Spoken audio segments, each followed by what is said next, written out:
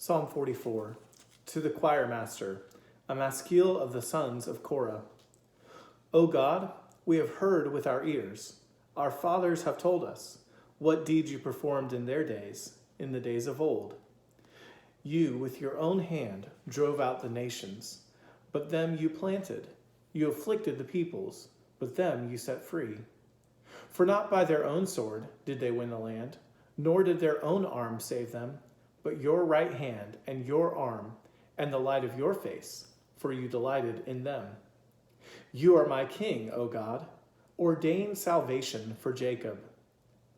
Through you we push down our foes. Through your name we tread down those who rise up against us. For not in my bow do I trust, nor can my sword save me. But you have saved us from our foes, and have put to shame those who hate us.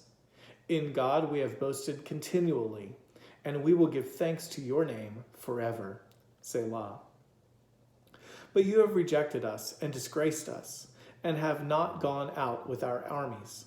You have made us turn back from the foe, and those who hate us have gotten spoil.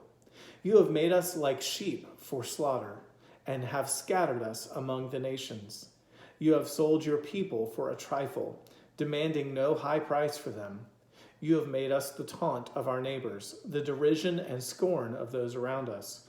You have made us a byword among the nations, a laughingstock among the peoples.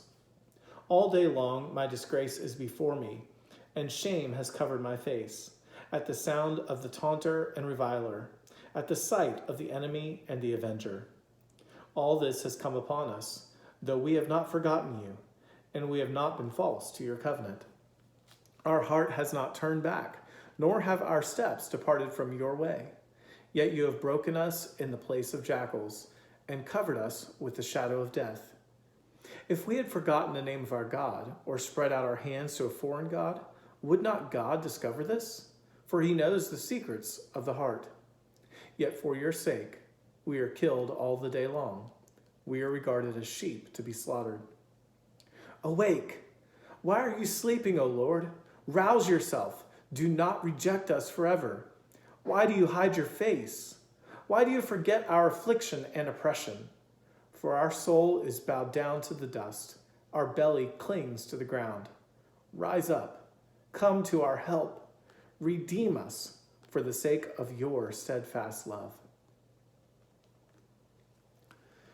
Psalm 44 is, I think, a picture of the persecuted church. If some of the Psalms previously have been about Christ, a type of Christ to come, this psalm is certainly used in Romans chapter 8, for example. Paul quotes, I think in verse 36, he quotes Psalm 44:22. For your sake we are being killed all the day long. We are regarded as sheep to be slaughtered.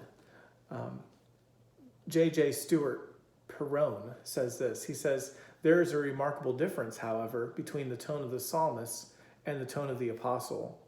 The psalmist cannot understand the chastening that he is receiving and complains that God's heavy hand has been laid without cause upon his people. But the apostle Paul can rejoice in persecutions and exclaim, no, in all of these things, we are more than conquerors through him who loved us. This psalm begins in verse 1 and says, O God, we have heard with our ears, our fathers have told us what deeds you have performed in their days, in the days of old. Also in Romans, Paul says, whatever was written in former days was written for our instruction, that through endurance and through the encouragement of the scripture, we may have hope. It's an encouragement to me to know that we are not the first people to have gone through the types of afflictions and persecutions that we go through these days. I've been talking to a lot of friends on the phone about coronavirus, and one of the things that I'll say is, nobody in our lifetime has ever experienced anything like this. And yet we know that there are people in the lifetimes of Scripture that have experienced this and so much more in so many different facets. And so it's an encouragement to our soul to know that we are not alone, that even in the psalmist's day, there was this feeling that perhaps it felt like God had abandoned them, that God was not with them. And the Apostle Paul, when he writes Romans, reminds them that even in those moments where it feels like maybe God has abandoned you like a sheep to be slaughtered, that even in the suffering, even in the persecution, God is working all things for the good of those who love him and those who are called according to his purpose.